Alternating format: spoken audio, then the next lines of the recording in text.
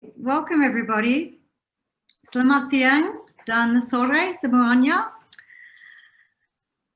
Thank you very much for joining us this afternoon. On behalf of Santi Sattari Art Consulting and AsiaLink Arts at the University of Melbourne, welcome to our conversation today. My name is Pippa Dixon. I'm the Director of AsiaLink Arts. And I'd like to acknowledge the traditional owners of the land that AsiaLink works upon at the University of Melbourne in Naarm, the lands of the Wurundjeri, Woiwurrung and Boonwurrung peoples of the Kulin Nations. I pay my respects to First Nations elders and leaders past, present and emerging, and to all First Nations peoples across the Asia Pacific on whose lands we work. It is our great privilege. Just before we start today, some housekeeping. We encourage you to keep your camera on if possible. If those of you who are cooking dinner or cleaning the house, that's fine not to have your camera on. But we'd like to have your sound on mute. And we encourage you to use the chat function on this Zoom meeting today and to use it for questions if possible, rather than too much chat and comments, because it will distract the speakers from the conversation. We will also be recording this session, so I do encourage you to send us a message if you're not willing to be recorded today or to turn your video off. We will be making these recordings public in the follow-up to these sessions. I do also encourage you to join us if you are cleaning the house or cooking dinner, to turn your video on at the end to join us for a group photo. We didn't get to do this last week, and we're very much hoping that we'll remember at the end of today's session to do this so that we have a beautiful memento of all the people who are joining us in this important series. So Dekat-Dekat Jauh is a 4-part conversation series born from some issues that Santi Sattari and I commenced discussing in 2019. The questions that Santi and AsiaLink Arts have been asking, in fact, for some decades. How can we contribute to the growing understanding of Australian and Indonesian relations through arts and culture? And what can we learn about our respective countries through people-to-people and institutional links, in specifically this series, the visual arts sectors? Dekat-Dekat Jauh builds on the great work of many individuals and organisations across Australia and in Indonesia. Each of our series shifts the conversation each week, inviting both familiar faces and less heard voices from across Australia and Indonesia. This session today focuses on the role of institutions, but we are not only taking an institutional perspective. We have people joining us who cross between individual and more autonomous positions to the institutional, and those who work from within the structures of organisations. We'll take a look at advocacy, governance and policy, and how these roles may differ cross-culturally between Australia and Indonesia. Ultimately, we seek to understand and provide a platform for sharing so that people-to-people and institution-to-institution links are forged or become closer, and our own understandings are increased. It's now my pleasure to hand over to our partner, Santi Sattari, who will be introducing today's speakers and commencing the conversation. Thanks so much, Santi. Thank you so much, Pippa, and welcome, a very, very warm welcome to everyone. Good afternoon, and thank you so much for joining us today. I would like to start today's conversation by welcoming and introducing the speakers. I'll start with Kate Bryan, who's joining us from Melbourne. Kate, welcome. Kate is... Hi. Hi. Kate is the curator of children's program at the National Gallery of Victoria in Melbourne. And prior to that, Kate has held a curatorial position at Kagoma's Children's Art Center. And the next speakers, we have Marcus Schutenko. Hi, Marcus. Hi, Santi. Joining us from Darwin. And Marcus has been the director of the Museum and Art Gallery of the Northern Territory since 2015. And a warm welcome to our next speaker, Sally Smart, who is one of Australia's leading contemporary artists with a significant international profile. Sally is currently Honorary Professor, Faculty of Fine Art and Music, University of Melbourne, and she is also a member of National Gallery of Australia Council and is the only artist representative. Finally, but not least, is a dear friend, Farah Wardani from Jakarta. Farah is a curator who currently serves as the program director of Jakarta Biennale 2021 and Visual Arts Committee of Jakarta Arts Council. Prior to that, Farah served as the executive director of Indonesian Visual Art Archive in Jogja and was the assistant director of the National Gallery of Singapore Resource Center. Welcome, everyone.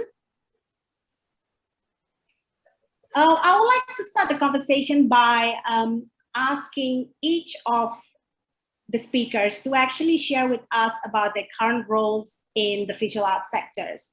We understand that, you know, the roles in the visual arts sector are very diverse. Some are working for our institutions, while others are operating independently. And also those, we also have those who are crossovers. So I would like to start with Kate. Kate, in your role at the NGV, how do you actually work with artists and how do you navigate cross-cultural relationships? Okay, so hi everyone, and thank you so much for having me. Santi, in answer to that question, my role is the curator of children's programs. So in terms of how we work with artists, we understand it's very important to connect the artist with the children. So we create projects with artists directly and develop interactive participatory exhibitions, especially for our youngest of audiences. So in how I work with them, I contact artists and then develop a relationship and bring on a project team, and we collaborate closely with the artist for potentially a year to realise a large-scale exhibition. Then we also publish children's books, and we host a number of programs that could be related to that exhibition or to other exhibitions at the NGV. So that could include our summer festival, where we invite artists to participate. And also we have a Kids on Tour program, which travels across Victoria for all venues to take part, from regional galleries to local libraries and halls, community centres, who can deliver these programs as well. Okay. And how do you navigate with cross-cultural relationship based on your experience? Well, I find it's an experience, you know, a relationship just like any other. So very much connecting with the people, perhaps having informal discussions first and get to know each other, and then develop a dialogue that takes us through the project. All right. Okay. We had a discussion last weekend, and one of the artists that you actually have worked with, Feby from Tromarama, an artist group, she's worked with Australian institution several times actually, and she did mention one point that I think is really important: the different way of how institutions work in Indonesia and in Australia. In Indonesia, a lot of things are done probably a lot more organic, but in Australia, it's a lot more structured. So what do you think of that? Oh, I think that's interesting. I suppose we are structured in many ways because we're working towards, I mean, I'm working in a gallery, you know, it's a large institution with all different departments. So, you know, we do set things up in a structured way, but I like to think that the conversations are fairly informal, but then we do have, of course, we're always talking about deadlines. Yeah, so I can see it would be perceived, especially when you are an artist and then you're working with an institution, that it is very structured. And I have learnt that behaviour myself from working in galleries for some time now. Yeah, all right. Thank you, Kate. And my next question is actually to Marcus. Marcus, you are currently overseeing the development of 50 million art gallery in Darwin, which will have a very significant Southeast Asian programming, and it's due to open in 2023. That exciting and a huge undertaking. So how do you choose or prioritize which areas to focus on? And also, what are the challenges with creating policies? Okay, so I'll come to the second part of that first, which is interesting, is how and you just, in speaking to Kate, mentioned how the art galleries around Australia are much more following very similar, very similar in the way that we're structured. And I think a lot of that has to do with ethics and museum ethics and international ethics that we're all referencing. And that we try to ensure that we follow ethics by developing policies and procedures that we're working to. And so each of the major galleries around the country will look to and learn from what each other are doing in a policy setting, and looking at constantly improving and continuously improving. And certainly over the last 20 years, within Australia itself, we've come in leaps and bounds in the way with which we're setting our policies around art, the keeping of art, the collecting of art, the display of art, the collaboration, particularly with our Indigenous communities. One of the interesting ones more recently was looking at climatic conditions and what each gallery is requiring when we're lending art to one another to show in exhibitions. How do we set the climatic conditions? What requirements do we set of each other? There was a major exhibition that I don't think they'd mind me sharing, John Mwandjul Show, which was a co-production between the Museum of Contemporary Art in Sydney and the Art Gallery of South Australia, which is actually opening in Darwin next week as it does its tour. But each of the lending institutions had different conditions that they were asking for. They were asking for works to be cited on a monthly basis or cited on a weekly basis, and they should have humidity controls of certain amounts and temperature controls of different amounts. And we all had different numbers. So that with the directors of the 10 major art galleries in Australia, we have a forum where we meet twice a year. And we've worked to try to resolve that so that we are all applying similar conditions on each other when we're doing our work. So it's a way with which, I guess that's why our policies are becoming consistent and why our institutions are reaching a certain level of bureaucracy, I guess, because we're trying to conform to the best practice that we're learning from each other and trying to make sure that we do work best with one another. So that's a really interesting place for us here in Darwin now that the government's commitment to build a $50 million art gallery. So we're quite unique in Australia, one of only 3 institutions that are a museum and an art gallery, where we work across Aboriginal culture, natural science, history and art. And we love the fact that we can build conversations between them. We can build conversations with Aboriginal communities along with actual social history and art all into the same storytelling, because it is a continuous story. And the new art gallery is an interesting place for us because it is a dedicated art gallery space, which we haven't had before. Okay. Thank you, Marcus. Now, I'd like to ask Sally, you know, you're one of Australia's leading contemporary artists with a significant international profile, and you're no stranger to the Indonesian art scene. You have exhibited and worked with different artists in Indonesia and also have a studio in Jogja. I am very much interested in your roles as the member of the National Gallery of Australia Council and as the only artist representative. So what do you think being an artist enable you to do? Yeah, so perhaps you can tell us a little bit more about your roles. I remember you mentioned about you have 2 roles as a mentor and also a governance role. Hi everyone. It's great to be here. Thanks, Santi. In terms of the National Gallery of Australia's artist representative, the gallery only has 1 artist representative, and that's me. And that role is, I'm part of a group of council members. I think at the moment there are 9 of us, and we oversee in a governance capacity the whole workings of the National Gallery of Australia. We look at it strategically, and we work together to develop with the director and the whole institution. But the role of the artist just brings, like every individual on that council, their area of experience. And mine is, of course, as an artist, practicing artist. And so I bring that to the institution.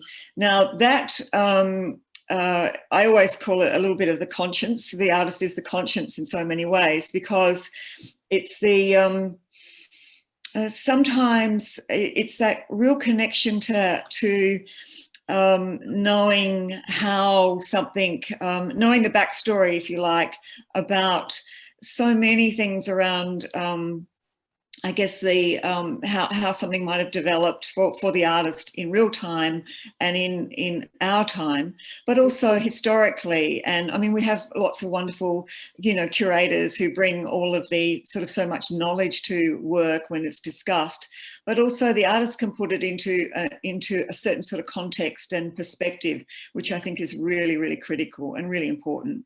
And we've just had a really big program called Know My Name, which is also around gender equity, and that's been really, you know, really important. And I've been part of that team as well. And so lots of those sorts of things where I can be part of. I mean, we'll have to do it collectively. Which of course everyone in Indonesia knows about working collectively. So I am part of a team, but I can bring a certain emphasis to a board at different times. And I think that's really important. I take that responsibility very seriously.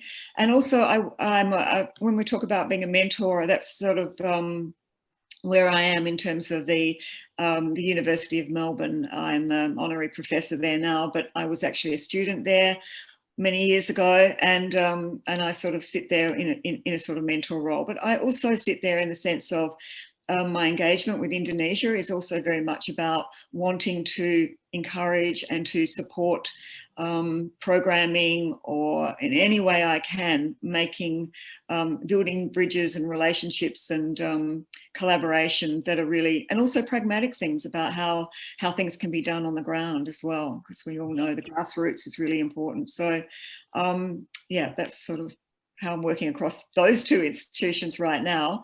But of course, I'm also an artist, and so I'm working as a practicing artist in Australia right now because of COVID, obviously. But you know, previously, you know, I cross borders in so many ways. So I bring that global perspective to much that I do as well. Yeah, thank you.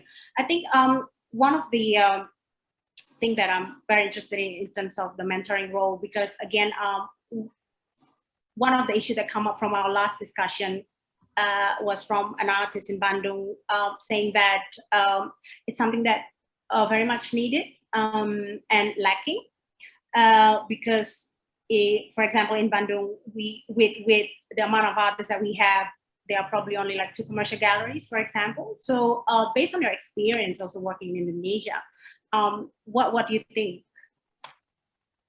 I've already touched on this area in terms of things that I've already found myself. I've not been to Bandung yet, but I'm really intending to go because I've been invited to go on a number of occasions, and there's just incredibly wonderful artists there as well that I've met. But also I know that as a professor myself and as a woman artist, that in itself can be of enormous benefit to other women artists that are working. And I know that I've already been encouraged to be there in that capacity, and how much that could actually affect the sense of what those positions are. And so that's a very important mentoring role that I can just play just by turning up and being supportive of other women artists and the institutions and art schools themselves. And so I'm looking forward to, once I can travel again, to actually pick up some of those invitations that I've had from Jogja to Jakarta to Bandung, and actually talk to some of the talk to artists, and also within an institution as well. And that's where the institution, I might say, as an independent, and I work obviously very independently, but with institutional involvement as an artist, it does add that extra level of depth and support and visibility, I think. And I think that's really important. And I see that role really, really as a major part of how I can work as a mentor. Yeah, all right. Thank you, Sally. I think before I move on to Farah, I actually it's quite interesting. I remember Marcus, actually, I would like to go back to Marcus a bit.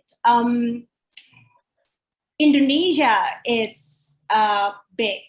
So, and I think every time I've had discussion with different speakers preparing for this series, the question always come up, or one city particularly that always discussed is Jogja. So my question to you is, when you want to focus on Southeast Asia programming or Indonesia, how do you define like Indonesia, and which area do you want to focus on for your project? Yes, traditionally we have gone 8 years now without having a curator for Southeast Asian art. We had a curator in that position for 10 years, and before that a different curator for 10 years. So we had really quite long-term and continuous relationships, both with individual artists and with organisations through the region with those long-term curators. And I think that's one of the issues when curators might change quite quickly, that you don't get those long-standing relationships. And then a lot of what you focus on then is you look at the strengths of what your curators have, where their pre-existing relationships are, and while you might be somewhat strategic in trying to move them in particular directions, it is often in working with the strengths and connections that they have and building on those, which is a really powerful thing. For our organisation, we have historically referred to Southeast Asia, and we only stopped doing that a few years ago, where in fact we now say our near northern neighbours, because we used to collect, whether it be from Vietnam or the Philippines to Indonesia, Papua New Guinea, and we would saw all of it as kind of equal, but we then defined it just as Southeast Asia, whereas we have the Northern Australia has some incredibly long and deep connections with Japan. So we have, when we go back to the purlin industry over 100 years ago, and the importance of the Japanese in that sector and of growing the north of Australia, and of course the Second World War, which is a very big thing, and then the reconciliation after the Second World War, and how the Japanese helped to in fact clean up Darwin in the 1950s and 1960s. And more recently, the largest ever project by any Japanese company outside of Japan was a gas project that pipes its gas into Darwin. So we've just had this continuous relationship with Japan. So why refer to really just Southeast Asia? So we are looking at focusing a large amount of our efforts on our nearest neighbours to the north, particularly Indonesia and Timor-Leste, whilst having a level of relationship that will go as far as China and Japan and India. How we do that will certainly be informed by the curatorial team that we're in the process of building at the moment. One of the really interesting things that I mentioned before about how we work across Aboriginal culture, science and history is the geography and the botany of the region and the Wallace line. So the Edmund Wallace identified that between Bali and Lombok, there is a clear delineation of evolution, that everything from Lombok east is completely different ecologically from Bali and west. And so for us, that's a really interesting point. And that's kind of where we've said we should really focus. We should focus a large amount of our institutional effort in the eastern archipelago of Indonesia. It's also an area that other institutions are not working around Australia, which will give us a point of difference and a place to be unique. People in Darwin sail to those islands of Flores and Ambon on quite a regular basis. And so there are established relationships, and we really want to be able to work with and strengthen those. But of course, recognising that Yogyakarta and Bandung and even Jakarta we want to have relationships there as well. But I think we'll be focused a lot over the next decade on the Eastern Archipelago. Okay. Pipa? I think Pipa has a comment. Yeah, I was just thinking as you were speaking, Marcus, about this Wallace line. Again, in the conversation last week, Tintin Wulia was talking about when she arrived in Darwin and was doing an AusAid project up in Flores. She really was, when she came back to Australia and was in Brisbane as well, felt a strong sense of connection through this flora as well. So this bridge, I guess, that was connecting her to, I guess, a feeling of home. So I think that that's a really pertinent thing that you've raised about the Wallace line that I don't think a lot of people necessarily think of. And the other one for us, which is really large, is the Makassar exchange that we've had. So it really started back in the 1600s, that there was a trade going on between what is now these days Indonesia, particularly the Macassans from Sulawesi, coming down in the right season and would stay in Northern Australia and live amongst the Aboriginal communities and trade with them and learn the language, often intermarry, would often take a wife back home with them to Sulawesi, and then would stay there for half a year before the weather changed for the next season. And it was literally a 6 months one direction and 6 months the other direction. And when we look at some of the things that were being traded out of Australia, they went as far as China, which demonstrates that for many hundreds of years we've had these links, and there's some beautiful stories that so few people know about. Yeah, thank you. Yeah. Thank you, Marcus and Pippa. Now I'd like to ask Farah. Farah, you've just returned to Jakarta after a long hiatus. You know, you were in Jogja, you were in Singapore. We were in Singapore for a period of time together. Indonesia has a slightly different art ecosystem than Australia. The roles of private individuals and private sectors have probably been the driving force for many, many, many years. But in the recent years, the role of the government has increased quite significantly. And you have worked in different capacities with different government institutions that have the ability to create and shift policies and engagement. How much do you think they have shaped the development of the visual art sectors in Indonesia, and how much has changed since then? Okay, that's a big question. But maybe I can kind of like go back to also to just a bit share about, like, let's say what I've been doing, just to kind of like just make clear to everyone, like what do I actually do in the visual art sector. So actually I just like like 20 years ago I just wanted to become an art historian. And I didn't, and there's no such like, there's no, and 20 years ago there was no infrastructure that can accommodate it like professionally, you know, like you cannot, in Indonesia you cannot just as a child or somebody, you can, let alone artist, you cannot just kind of like, you are most likely you are encouraged to be a doctor or a businessman or work in a civil servant. I mean, like, if you want to survive, it's just like, oh, I want to be an art historian. But anyway, so long story short, well, I did lots of things, and then like most of people actually, like working in the arts, not only visual arts in Indonesia, we do everything. I mean, like we do event organizing, we do curating. I mean, I curate it, like, as in making exhibitions, and we do art. I think that again, like most of them are done independently. I mean, collectively. We didn't really use the word collective back then. It's most like more like, let's say, like alternative space or artist initiatives, or just like doing things independently. And I think that most of us didn't really know. We're kind of like not really, basically just not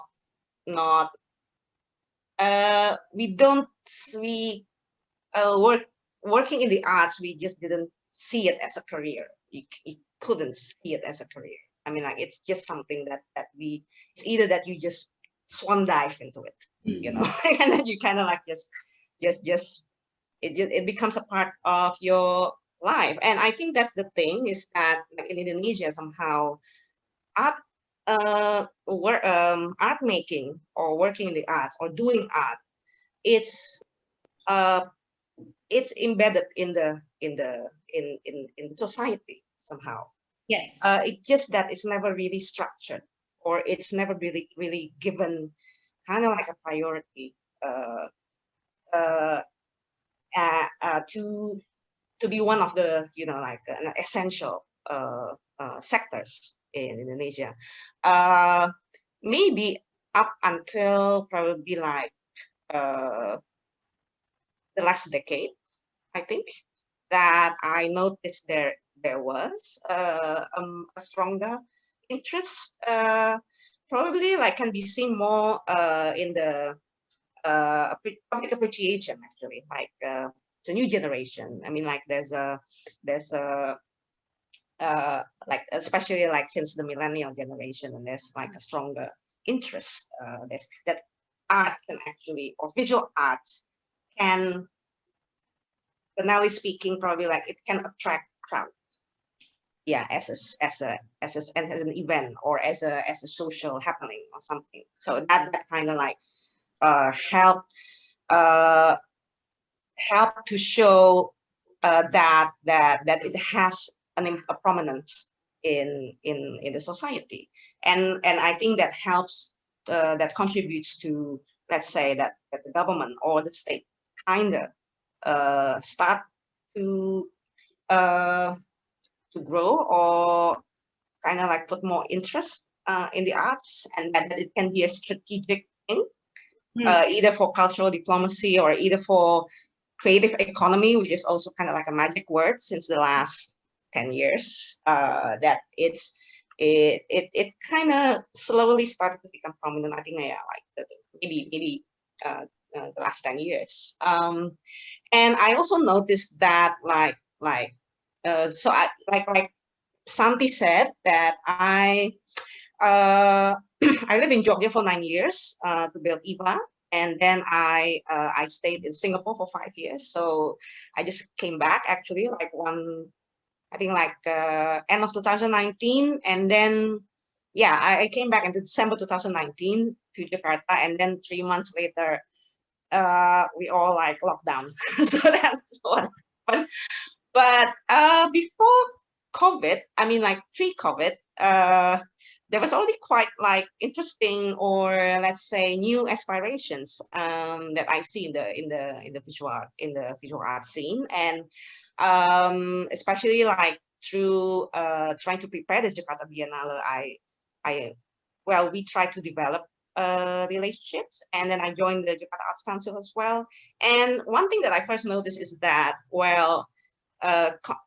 most of people in the policy making, public sector, they already my generation, most of them, like they're no longer the bapak with batik, you know, like in like a Suharto era or something, you know, like they're my generation, and I mean like my batch, or slightly bit older. I mean like it's like probably grow together, you know, like we receive the same kind of education. I'm speaking like, let's say, still the urban centers, yeah. So in a way that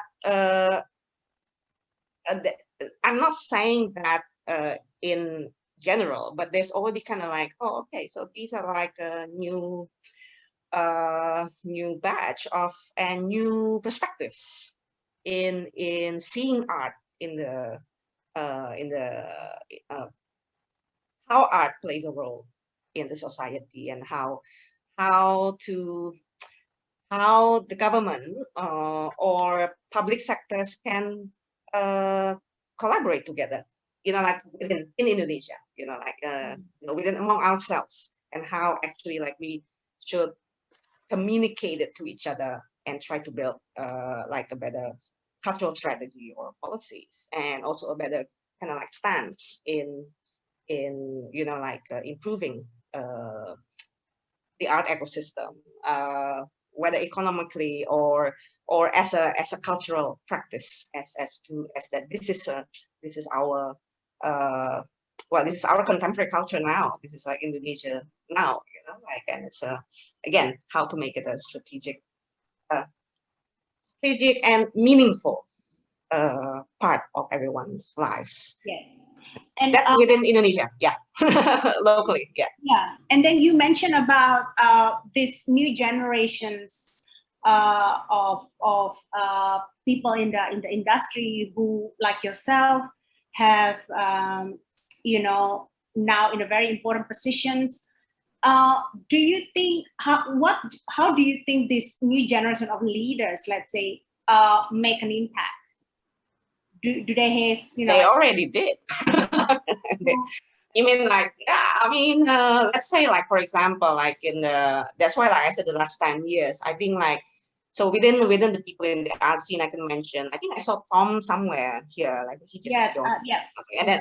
And then there's Heri Pemat from Jogja. I mean like, there's Ruang Rupa, for example. And I mean like they're all colleagues. And then like we started as, again, hungry and foolish, but but then it just grows, and because people just do, and it in a way that these whole independent initiatives grow because of ability to remain to scale up and remain relevant with their public. I think that's and to bring art closer to the public or the other way around. And I think that's how they have been doing. So I never see it in the economic value, but of course, I mean like there's a measurement in that, but it's not. I never see it as the money. I never see it's about the money, and it is the same like about our relation with, let's say, the government or artists with the state, or like the need for public funding for arts. It's actually not about the money, but it's about working together and how to claim this as a right and to give back to the people with art. I think that's about it. So is that so how do you measure success then? And I think this is also a question that I want to kind of like ask to Kate as well, from an institutional point of view, like how Kate sees success is measured, and then how is it from your side, Farah? Okay, that's a big question. Is because then I mean like we are not talking about things like KPI or that kind of like corporate thing, right? But I think it's the way that Indonesian art ecosystem always finds a way to sustain in its own way. It might kind of like change, it might kind of like evolve, or there's kind of like it's always kind of like a natural selection thing, but it always finds its way. It always lives. We survive. Let's say like people from my generation. I mean, like we survived the new order, and then like a monetary crisis, and now it's the pandemic and everything. But it's just like I don't know. I just see no matter what, we always thrive. And it's a measurement in itself, and it's always fun. Yeah. And I think that maybe I don't know if it answers accurately. Yeah. And Kate? Yeah, so in terms of our exhibitions, you're thinking about how we measure our success. So it's done in a number of ways. So for example, the children's programming and the gallery really began in earnest in 2013 when Tony Elwood became the director of NGV. At that time, there was some fantastic funding by the Tribune Florence Charitable Trust, and this enabled the gallery to set up a dedicated children's gallery and also give me my role and go forth with these projects that are designated especially for this younger audience, where they're developed with the artists. So what we do is we conduct surveys, and we of course have to report. And with those surveys, we count every child that visits the gallery during a children's exhibition. And I would like to mention one in particular, which is the one that we developed with Traumarama, with Herbert and Rudy and Phoebe. And that was titled Open House Traumarama for Kids. So this was, a huge installation really, that featured the the stop motion video works that the artists had created, one of which was in the collection Pilgrimage, and also a new installation in itself. So we counted every child that came into the gallery during that time. And then we also developed, specifically for that project, a custom designed app that enabled children to work with the medium that the artists were working with at that time, which was stop motion animation. So we had over 50,000 children partake and send emails featuring their little animations. And then, you know, a great audience of over 50,000 children during that duration. So we also find out, you know, from our surveys, the number of times children visit throughout the year. So that range, our largest of the group surveyed, they attend twice a year, but then there's up to 7 times a year. So, and now that this program's been running, you know, we're heading towards a decade, we're seeing this audience grow. So prior to that, the children visiting freely in this way, not a part of Learn programs, weren't counted. And now, you know, we have over 300,000 children, not counting the carers or adults in attendance with them per annum, prior to COVID, of course. Yeah. So with that, we also ask about their experiences at the gallery. You know, did the children enjoy their experience? Did they, did you find that they engaged with the project? Did they also discuss it at home following? You know, and 98% of the audience survey say it's, you know, agree or positively agree that it's that it meets those requirements and KPIs, if KPIs for kids, let's call them. So we feel that we do have success, but in preparing for an exhibition to be successful, and Phoebe would be able to talk to this, and Herbert as well with Rudy, we test everything. So we trial our projects with children, even if it's a drawing activity at its most simplest. So we test everything before implementing and going into production. So with that, for example, with Open House, the artists had a site visit and, you know, very quickly pulled together their, you know, fantastic idea for the project. And with creating the stop motion app, we worked with children, and I do recall Phoebe saying it's actually complicated making something simple for kids.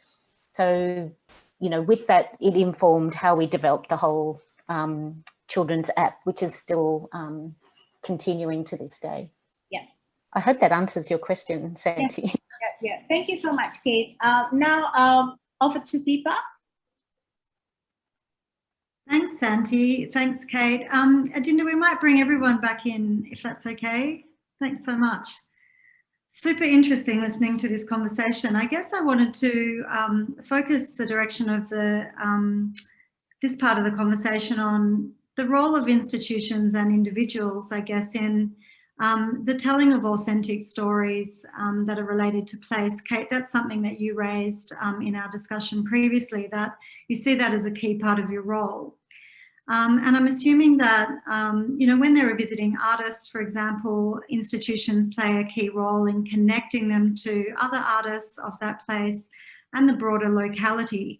Last week, we talked in quite a lot of detail around the importance of the differentiation in the places where institutions and where artists are based, and how we communicate those differences to each other. And in some cases, as Marcus was alluding to with Tintin in the discussion last week, the similarities as well. So I'm quite keen to explore this topic around whose responsibility it is to communicate and connect. The institution is not just an institution, it belongs, I guess, to the city or the locality where it is as well. Farah, you were talking about this in terms of the Jakarta Biennale and how that has evolved over time, but actually become dynamic as the city has changed and grown as well. I was wondering if you could reflect a little bit on that, and then I'm just going to invite each of you to contribute. Okay, so is it my turn? Yes, please. Okay. Okay.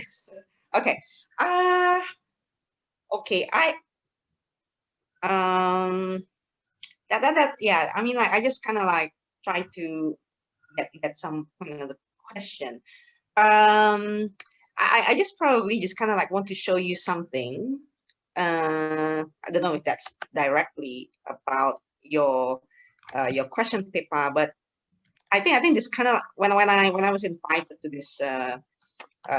this talk, I kind of like remembered that I present this especially about Indonesia and Indonesia and Australia relations. So I present I like maps, and again, like sometimes I try to incorporate art history in like in my reading of what was happening in the contemporary art scene. And this is actually like a series of map. I call it cartohistoriography, but I mean, like, speaking about it's actually like more about how Indonesia in the international art map, like starting from like the early 20th century. And speaking about Indonesia-Australia relations, I actually like quite disagree if we are called like we are being so like like so close or far away. Like there's actually like Australia plays like a huge role in bringing up Indonesia in the 1990s, especially along with Japan, or let's say like try to raise the prominence of the Asia Pacific region at that time, especially Indonesia. And if that's why like the Jakarta Biennale itself was so the 1990s was quite an important decade in well for Indonesian art scene, and as like I try to show in the map here, also internationally and also for the Asia Pacific region, and also like that was like for Indonesia, it was like the start of kind of like the paradigm shift in the contemporary arts making, or actually like people start to use the term contemporary art and try to find out more about like develop contemporary approaches in artistic practice. And for Jakarta Biennale itself, it's the 1993 Jakarta Biennale. So that was considered quite a milestone in this context. Jakarta Biennale itself was, the first one was in 1974. So it's the oldest Biennale in Indonesia. It's initiated by the Jakarta Arts Council. Actually, it was initiated by the governor at that time itself, Ali Sadikin. But it was actually at that time, it's called the Pameran Besar Seni Rupa, 1974, and then it was still modern in a like a conventional like it's a painting, like a painting exhibition, and then it developed it changed into a biennale. It used the term Biennale in 1982, and then like in the 1993 Jakarta Biennale was curated by Jim Supangkat, and it can be said like it was probably like quite the first one in this of its kind that kind of like tried to kind of comment on how contemporary art practice actually like kind of established in the kind of started the whole started to become a mainstream thing at that in 1993. So and then and then 98 happened, and because of like some political changes and some bureaucracy which take consequence in the change of the whole like government setups. So it was vacuum like in the early 2000s, but there's already kind of like a need from the art scene of that we need to scale up the Biennale, or it needs to increase the prominence of the Biennale as like let's say involve international participation, and of course then how that people don't just go to the Biennale and just kind of like see like beautiful artworks or paintings, but actually like it's a social event, that the Biennale is like it's an arena, and actually it takes its name arena in 2009, which was also then kind of started, it started to become more international then, until it was spearheaded for like three biennales by the like most of them like from the Ruang Rupa circle, and then now I kind of like join on board and try to again like I think that now, and we take the theme of ESOC, which means tomorrow. Again, we try to mainly the ESOC came from in 2019. I talked to Dolorosa about like that we actually had to talk. We actually had to see how artists, how contribution of artists now, especially in the that we are heading to like the third millennium. Yeah. And so interesting. Yeah. So Farah, it's really, can you, maybe we can stop sharing the screen now. Thank you. Farah, so it is really a mirror, and I guess that's my, to the societal shifts, as you said, to the social and political shifts that are happening. And it's a platform, and many of our institutions are the same. Sally was referencing Know My Name campaign, elevating the visibility of female artists. Sal, was that just an Australian focus, or was there an international focus with that program as well? There was an Australian focus, totally, in terms of the exhibition catalogue and a conference and sort of ongoing commitment. But many other countries have also been doing similar programs, and I think that yeah, it's across the world actually. And I think also, Santi, we were discussing yesterday that there's been quite a lot happening also in Indonesia as well about the focus of visual artists, women artists as well. So that's sort of great to hear as well. And we've also been involved in an exhibition in Melbourne, weren't we? And I wonder, Sal, you know, in terms of your position on the NGA Council, but also Marcus and Kate's views on this as well, rather than maybe just reflecting broader societal issues, the role of the institution in leading some of these conversations as well. I wondered if you could maybe reflect on that. Well, I think institutions are in a very, have an incredible public role of leading major, or having major leadership over these issues. And we can, as you know, can be seen as, the institution can be seen as a public intellectual in that sense. I do believe in that, and taking a very forthright position, having a position actually that determines many you know, incredible outcomes for all culture. And I think we can see that across in what we're discussing around the visibility for women artists, but also, of course, with Indigenous artists. There's been an incredible role that institutions have made. I don't know if you would agree with that, Marcus, as well, but the institutions are really driving so much of the visibility as well, of, you know, with the Triennale, I know at the NGA, but also so many programs, so many exhibitions across the country. That's been quite extraordinary. So you might like to comment more on that, but that we do have these incredible institutions in Australia. They do have a huge platform. They have a very direct, as Kate has talked about, direct, I guess, pathway to both through education with young people, but also right there to, you know, huge big institutions that have absolute visibility for the public to come and visit and see amazing programs that put together that can really set up very, very complete and incredibly involved within a public sense individuals right there within our major cities, and regionally too. We actually in Australia have incredible regional opportunities with a lot of the visual arts institutions there too.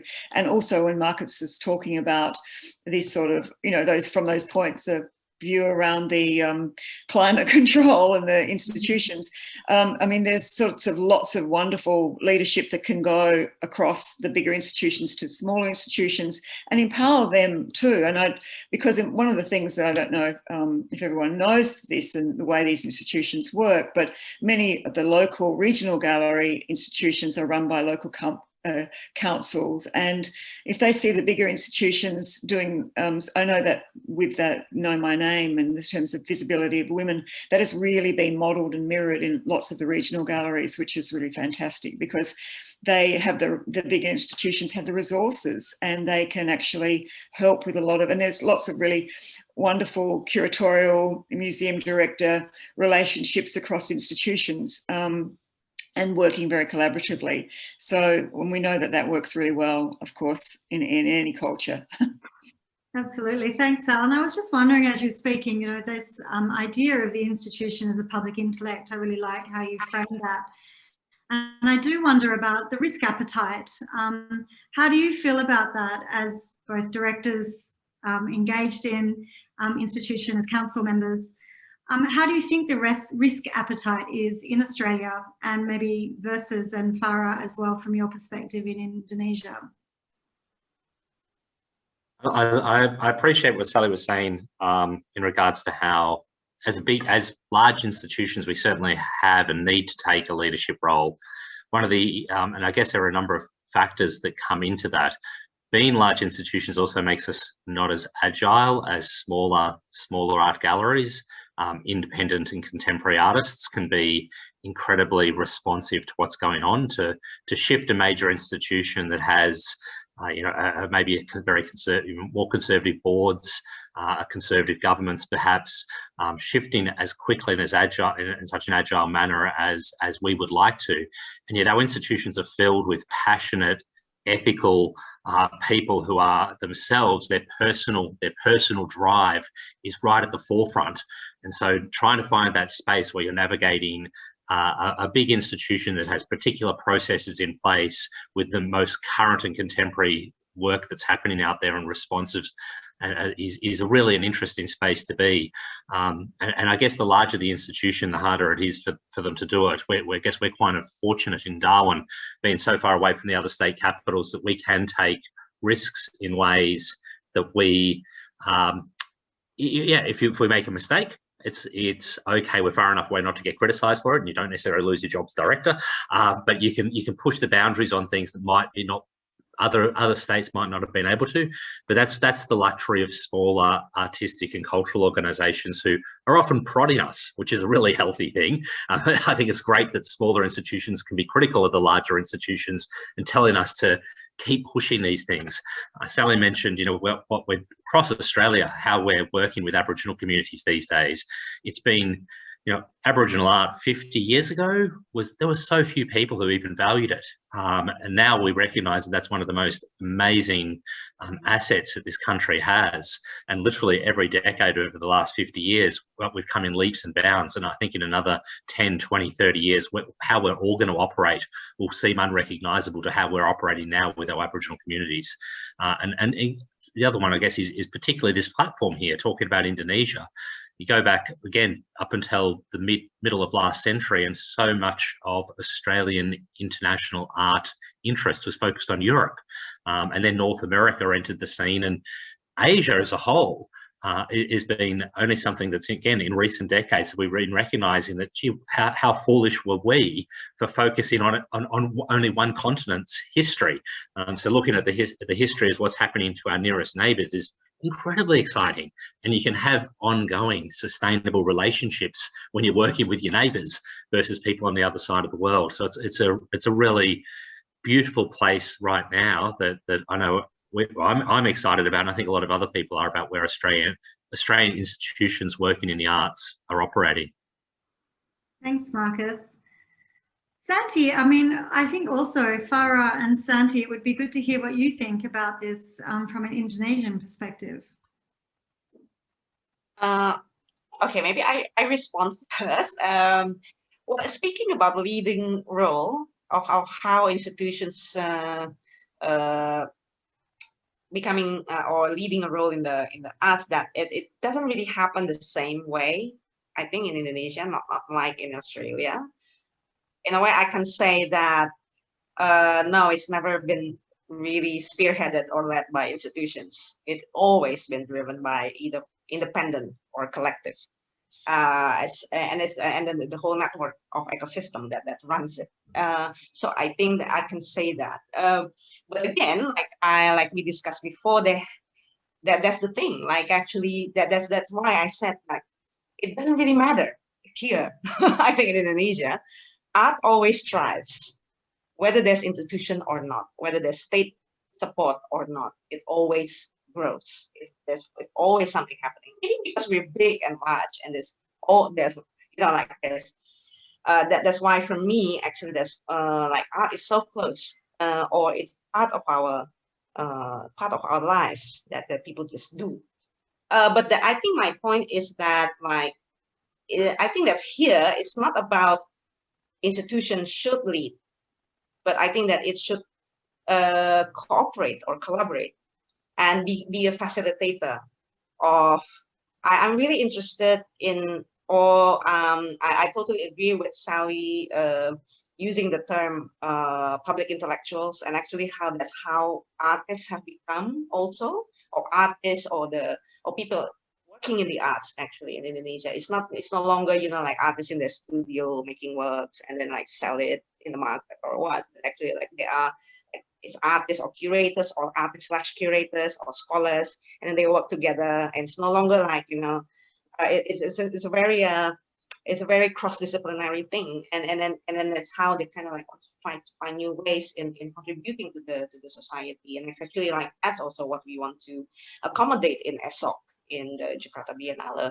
And that's why like actually like the role of institution is actually to accommodate and facilitate and again like work or listen to what the art society needs, and again like I think it's still about policy making and developing the strategies together with the art society, I think. So it's more about working together. It's not like the institution should lead or something. That's Yes, I would add to that. Could I just make a point just onto that with Farah's point about a collaboration with it's not the institution is necessarily, it's working together, so that, and back to what Marcus was saying too about being agile. So often the artist is more agile, more able to be at the ground roots, able to have their, you know, be traveling or be in these countries, and actually, but to feed that back to the institution in a way that is proactive and an institution that listens and can work together. I think that is really, that's when it's all working really well. That's the best. That's the dream. And I love what you said, when the institution is listening. Yeah. You know, having that ear to the ground, being of the place, being connected to the community that they're serving, right, which are the artist community and the general public. And Kate, just picking up on this point of cross-institutional collaboration, can you tell us a little bit about your experiences with collaboration across potentially children's programs or more general programs?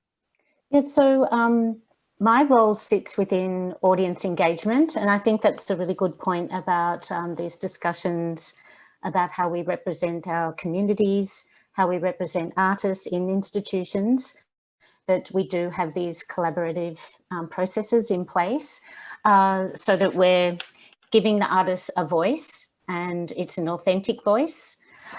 So in terms of collaboration, one thing that really stood out for me was when I did work at Quagoma, and I was asked to co-curate the Indonesian part for the Asia Pacific Triennial, was you know, going with a fellow curator and meeting artists and engaging with them and having those conversations and learning from these artists in Indonesia and how they collaborate. That was something that we could take back and work with, you know, it could apply to our own practices and our own approaches. So one thing that I really noticed that was really strong and had great impact was seeing, you know, young artists, rather than say waiting for a gallery to pick them up, that they were working together, presenting their works with their own spaces. And also, you know, I think I did a degree in visual art. So as a young practitioner, you know, you wouldn't be seen to sell out if you went down a commercial pathway, whereas these artists were very adventurous and producing, you know, fashion items, T-shirts, you know, getting their name out there, connecting with their audience, broadening their audience.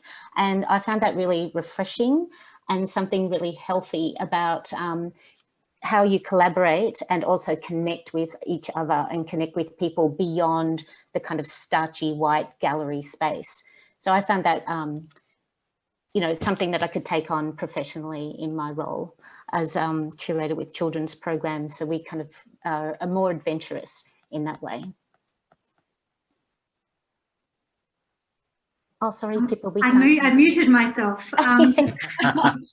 I was typing about questions, and please, I do throw to everyone who's joined us here today to feel free to post some questions in the chat, and we may even highlight you to come on the screen to ask those questions directly to the group.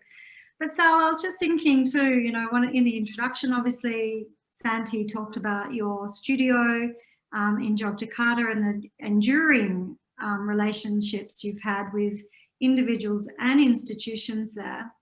How did that get started as an artist when you first embarked on this international career?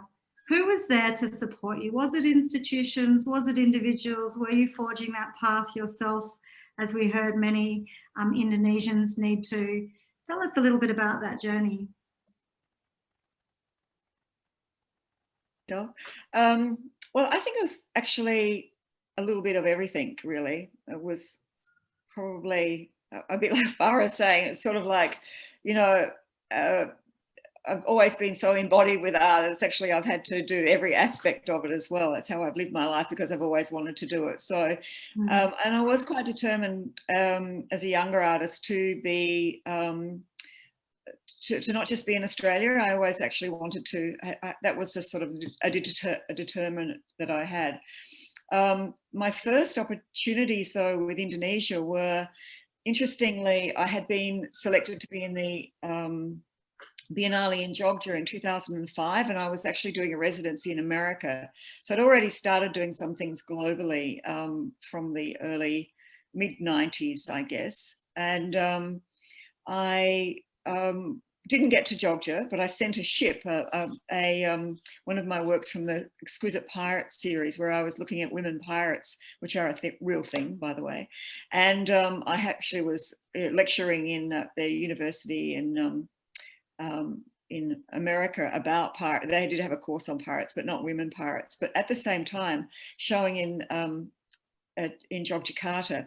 And but the work that I made from the way I developed that project, The Exquisite Pirate, actually, Marcus, was my trip up to Darwin and the museum, and actually also the Indonesian fishing boats, because they were also fabulous, and the sort of feminization, which we traditionally do, gender ships anyway, female, but those incredible scarifications and sails and decorative floral patterns, that was really the start of. And then I was invited to do something at the university in Richmond, Virginia, and I actually based many of the parts of my work from that experience of seeing those ships. Is how I developed the project. So it's sort of funny how it all turns around, right?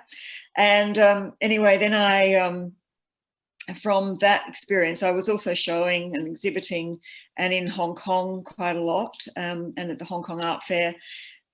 And when the work was installed in Yogyakarta for the Biennale, Entang Wahaso, he helped the curator install my work, because they were cutouts and they were a bit random. I probably had sent English, I don't know, instructions, but anyway, Entang helped.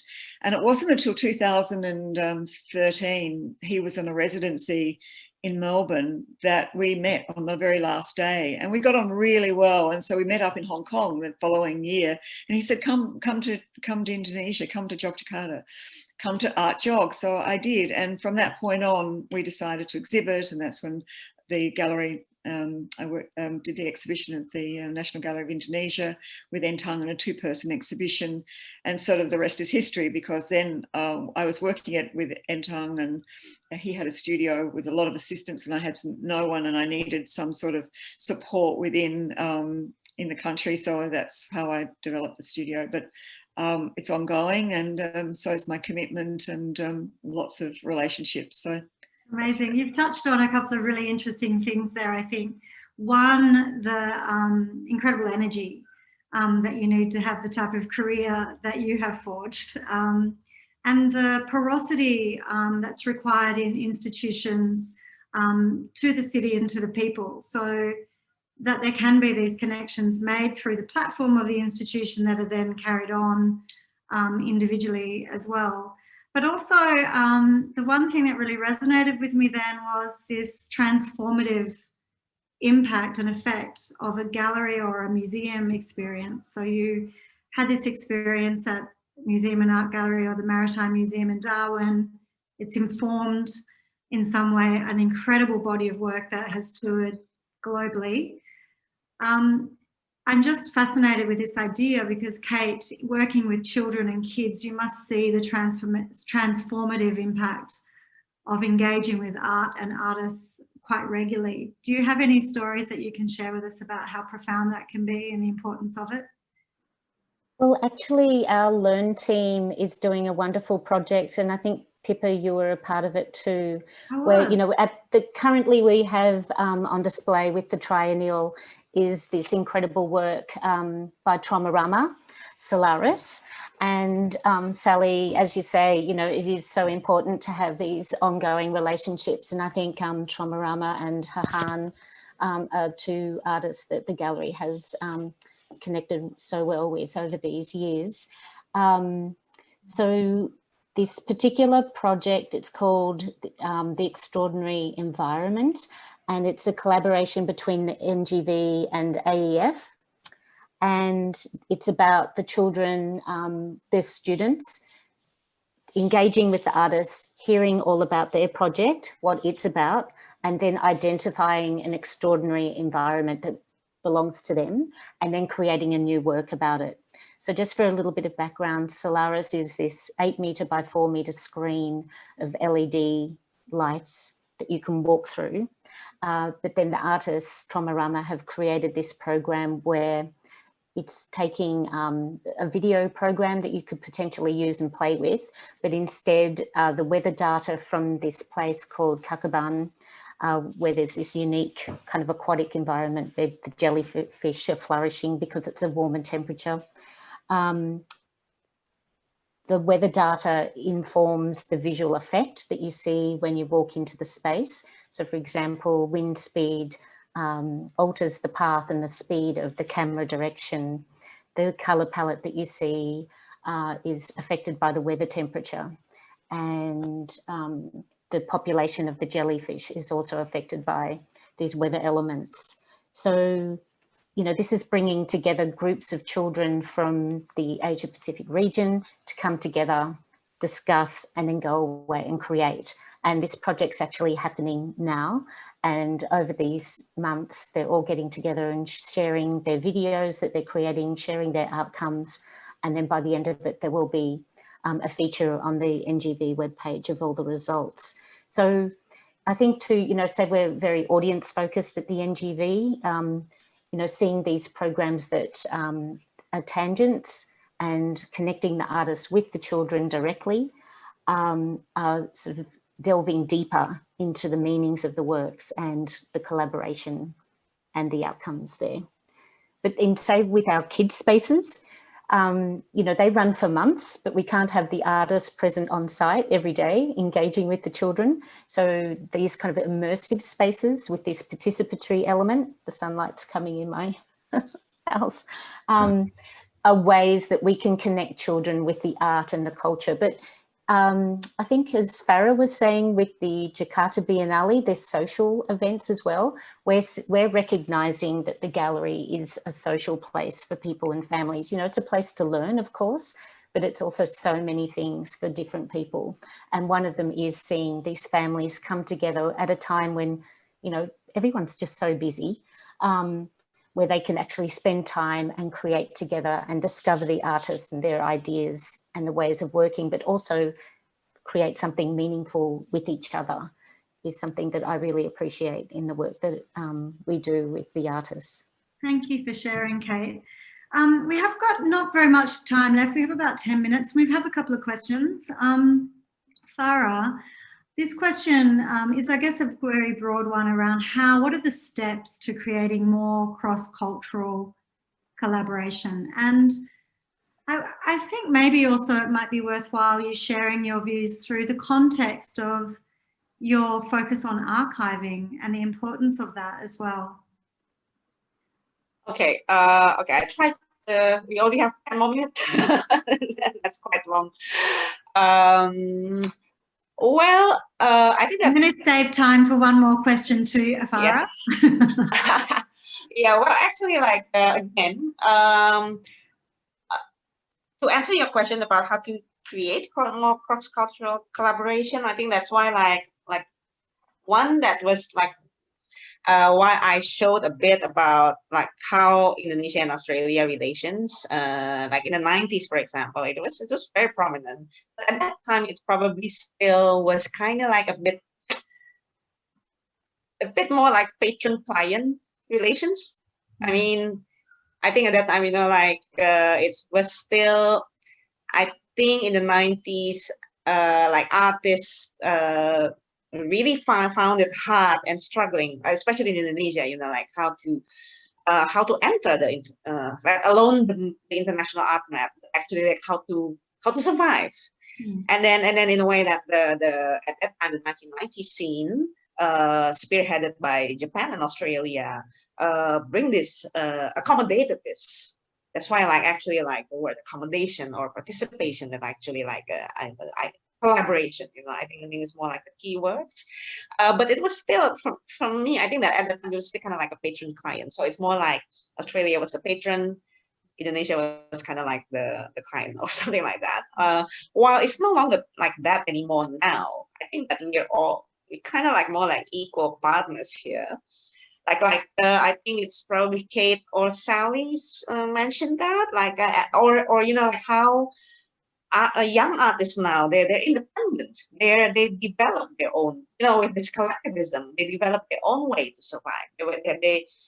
They build their own resource support system, and they make art together, and again working together, and then that's like they make art because they look again like they're looking for something meaningful, or and that's the thing, like how the cross-cultural collaboration, I think it's more about like just work together as equal partners.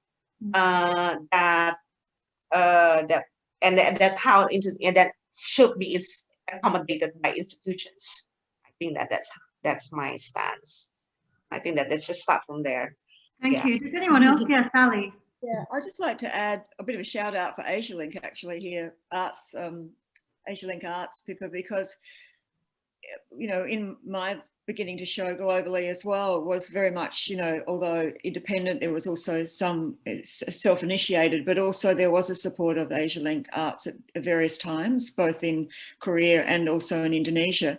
And one of the other incredible things about the history of this organisation is that it fostered so many relationships with so many Australian artists, with Asian artists, but also many Indonesian connections as well. And if we're going to look at, and it is equal, it's about wanting these relationships so that we can keep, like Kate also mentioned, when we're working with a particular artist, it's not just once, it's multiple times. This is what's so critical.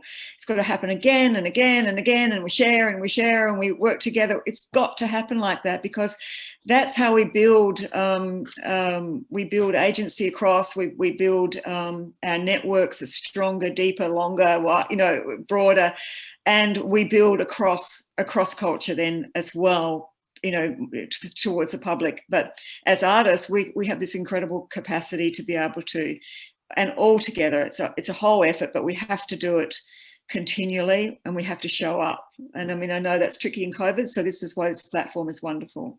Thank you, Sal. That just, I think the iterative over the episodic, the reciprocal over the one way, these are, you know, very, very important themes and ways of working I think we all share. And thank you so much for both highlighting that. We have a question from Fendi, who is also organising an exhibition in Georgia, and he wants to know how the pandemic has impacted the exhibiting and the curating and delivering of visual arts exhibitions. And I think this would be really interesting to hear from all of you actually on this. How have you had to work differently during the pandemic, and what opportunities might be coming from it? Marcus, would you like to start? Sure. So there was the temporary impact, which is, you know, when museums had to shut and how we responded at that point.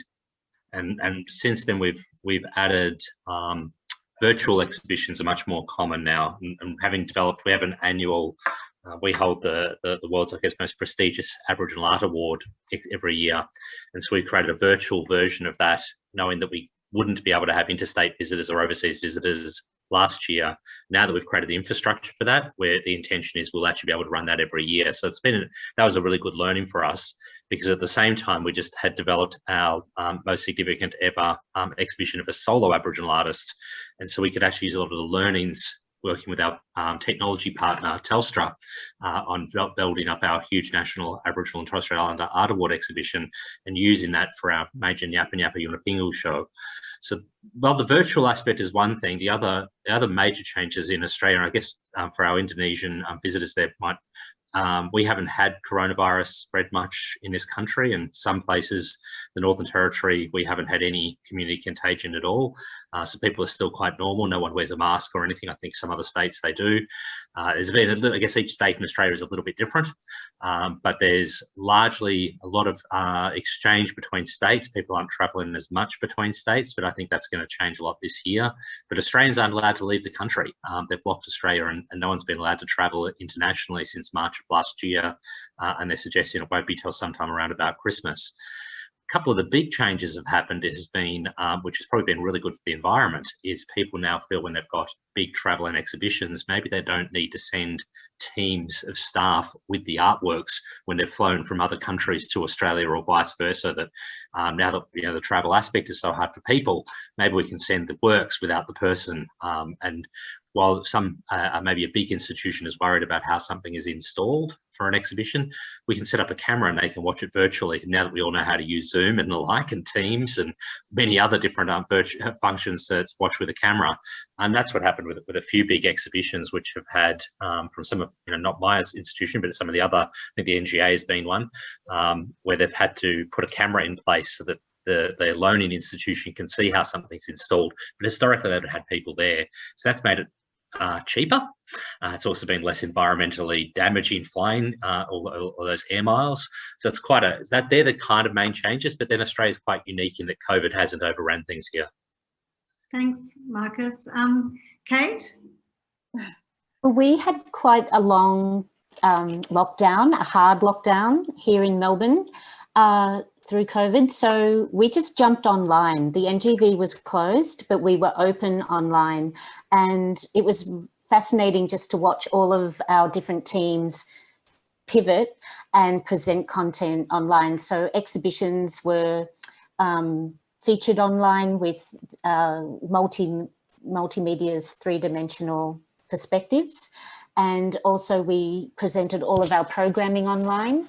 And we did a quick turnaround for children and families, knowing that many children were home from school, you know, 7 days a week. So we created a series of easy to access free sheets, free activity sheets, etc., etc. But then, of course, now that we're open again, there are restrictions. And with our children's project, where we rely so much on participation and, of course, touch, we've had to reduce that and find other ways. So we were able to do that with our current exhibition, which is Moja Moja Life by Masaki Kawai, Japanese artist based in Los Angeles, which of course we did that whole project virtually. we developed the project with lots of meetings online. And so instead of the children, what they were going to do was, moja moja means hairy, just a little bit of Japanese for everyone. And what they were going to do was groom all the puppy dogs with combs, but instead they jumped on paw prints and physically triggered animation and sound. So we found other ways. We got creative and turned things around. But yes, that's how we handled it. And I think, you know, what we've all found actually is these virtual environments have opened up in audiences enormously as well. Sal, as an artist, wow, Melbourne. Well, yeah, I didn't really like it very much, quite frankly. One, I can't travel to. I don't like Zoom meetings very much. 3, you want me to go on? I mean, you know, we have. Did you exhibit during COVID, even despite the lockdown? What did you focus on? Just making my work, which was great, and also my relationship anyway. With working in back to Jogja was in a virtual space anyway. I've been working in virtual spaces for years and years in the sense of communication, but I still like to turn up, and I also like the sort of connection to I guess real things and real art, you know, like in its real form. So that's been, yeah, that's been difficult. It's difficult. You know, I've had lots of, you know, have made work, and it's just gone off actually to the Museum of Contemporary Art in Sydney.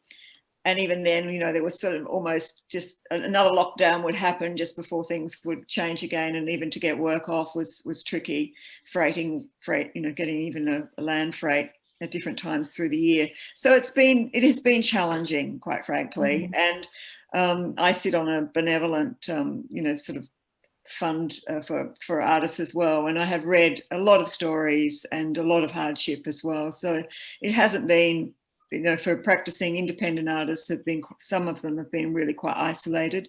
So yeah, I mean, we have been, you're right, Marcus, it's certainly in some parts of Australia, it's been much more open and much more less affected, but definitely in Victoria, we've had it a bit harder, haven't we, Kate? We have, Sally. Thank you, Sal. And I know we've just had a question from Tintin, but I do want to hear from Farah, and we are at time, so we might take that one offline and have a conversation. But Farah, how are you seeing people adapt and present and exhibit during the pandemic? Well, last year was so bad. I mean, like, well, we all agree about that, right? Like, Sally, I feel you so much. I hate that too. But there's actually like it allows, again, I think that it allows the art and creative communities to again find a way. And I think Mas Bayu here from Galeri Nasional was here, and they finally opened in October. They threw a very impressive exhibition with kind of like the registration health protocols, and I think it was actually like quite successful. And then Advocacy kind of, yeah, I mean, the title of the last year Advocacy was resilient, and I actually like it's quite a statement about like still making physical exhibition, but with kind of like virtual, added with virtual presentation. I think that's the thing. And we at Jakarta Biennale did a Road to program, that kind of like a small grant program for young artists to make works entirely in the virtual space. And actually it was very interesting. So like for this year, we are trying to be resilient and still making the Jakarta Biennale in the physical space, you know, like offline. But I think that's actually like, I have to really think positively. We now have the option of that artists can actually use this challenge to also try to find new artistic strategies in the virtual space. And also Jakarta itself, like the Biennale actually never has a fixed venue. Jakarta itself and the public space or the public venues are the space, like the city itself is the space. So the public space also can something that we can return to explore, you know, like visual art, and then actually like it's not a confined space, and it's I think it's a chance for visual art to go back to the public space or something. Yeah, so that we have like all this all the medium. Thanks, actually. Farah. Thank you for sharing.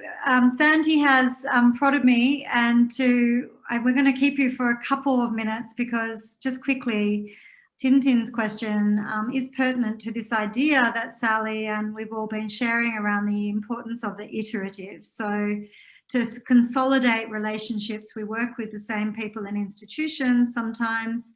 How do we broaden that out within the limitations of being in trusting relationships, I guess? How do we broaden out those two things? So how do we balance iterative and long-lasting, enduring relationships with new relationships and broadening? Any views on that topic, Kate? I would say it is exactly that. It's balancing, and it's dependent on how the artist is developing, how their work is evolving. You know, that matters as well. How it's relevant, and of course, welcoming new artists into the fold, or working collaboratively with new artists is an ongoing thing. You know, that's never ending. I think actually the triennial is a great case in point. If you come to the NGV and see that exhibition, or go online and visit the website, and you just see, you know, there's the senior artists, but also many emerging artists that are included in that exhibition, so that it's... So trying to inject that new into now, you know, a platform that is sort of repeating, it has a modality, but making it fresh and new each time, each iteration, I guess. What do you think, Sal? Sally's on mute, just... Oh. Thanks, Kate. I get and I understand the question, and hi, Tintin. I think that, but a certain momentum does start to build with the strength of solid relationships, and there's no doubt that once that confidence and strength is embedded, I do think that then there is more opportunity does build, and there is a broadening of participation. I have seen that at the University of Melbourne when we just started with, you know, I think, Santi, you would agree that, you know, just some relationships started, some of the same relationships started to strengthen, and then we started to be able to broaden. But you do need to build that momentum, and that momentum does, I think, then encourage the broadening. That's how, yeah. Perfect response and perfect point. Thank you so much, Sally. We are now going to thank each of you very much, virtually hug and kiss, and can't thank you enough also to our audience who have joined for a little bit over an hour and a half. Santi, I'm not going to forget this time. Yes. Want to do a group photo? Yes, please. And I think before then as well, I'd like to remind everyone that we have the third session next week. And platforms. Join us. We already have the speakers who will be talking about the private platforms and the art market with Conflict Cabo, Margaret Moore, Rastus Rajimia, and Tom Tandio. So I hope you can join us then. Thank you, Dinda. And then, yeah, now we're ready for the session then. So do we go into all gallery view, or what's the best thing to do, Santi? I think we go for the gallery view. All right, and we're going to bring everyone in together. So if you're in there somewhere but your video has been off, now is the time to turn your video on, join us, say hello. So nice to see you all. Thank you for joining. Thank you. Great to see everyone's face now. This is very Indonesian, Santi, so I'm going to let you lead because you're the expert. Yes. Danang, maybe you can count for us. Danang is helping us to. Yeah. So you prepare for I capture the picture. So everybody smile.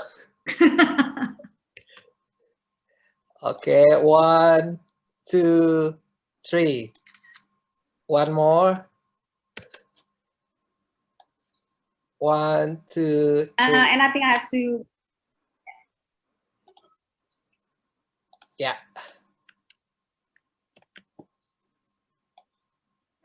Okay. Nice. Thank you so much, everyone. Please enjoy your weekend. Santi, any last words?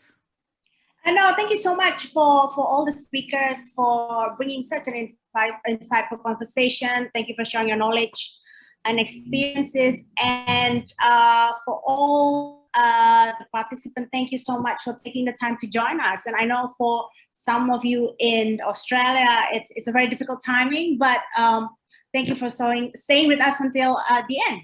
And see you next week, hopefully.